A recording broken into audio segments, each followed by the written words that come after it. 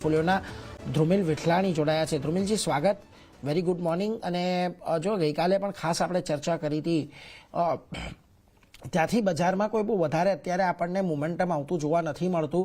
એક 25,900ની આજુબાજુના લેવલ છે કે જ્યાં આગળ એક સપોર્ટ બનતો દેખાઈ રહ્યો છે અને સપોર્ટ છેલ્લા 2 દિવસથી નિફ્ટીએ જાળવી રાખ્યો છે। હવે જો જે ગઈકાલે પણ આપણને થોડો ઘણો ઘટાડો આવતો દેખાયો કે આજે પણ જે આપણે થોડી રિકવરી જોઈ રહ્યા છીએ એમાં 20 દિવસની મૂવિંગ એવરેજનો સપોર્ટ ઇન્ટેક્ટ હજી સુધી તો છે।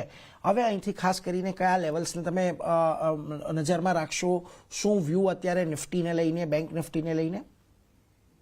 યસ, ગુડ મોર્નિંગ તમને બધા વ્યુઅર્સને। નિફ્ટીમાં આપણે જોઈએ ડેફિનેટલી લાસ્ટ 3 સેશનથી કરેક્શન જોવા મળે છે।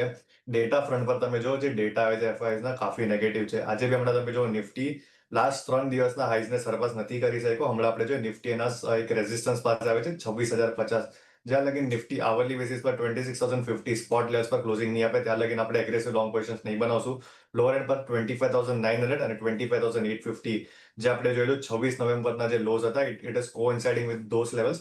સો 25,850 અને 25,900 આ બે સપોર્ટ ઝોન છે। અપસાઇડ પર 26,050 એક રેઝિસ્ટન્સ ઝોન છે। જો 26,050 ના ઉપર જશે નિફ્ટી તો આપણે લોંગ સાઇડ પોઝિશન બનાવશું। Till the time wait and watch કરશું। આઉટલુક એક રેન્જ બાઉન્ડ છે જ્યાં 26,050 એક રેઝિસ્ટન્સનું કામ કરશે અને 25,850 એક સપોર્ટનું કામ કરશે।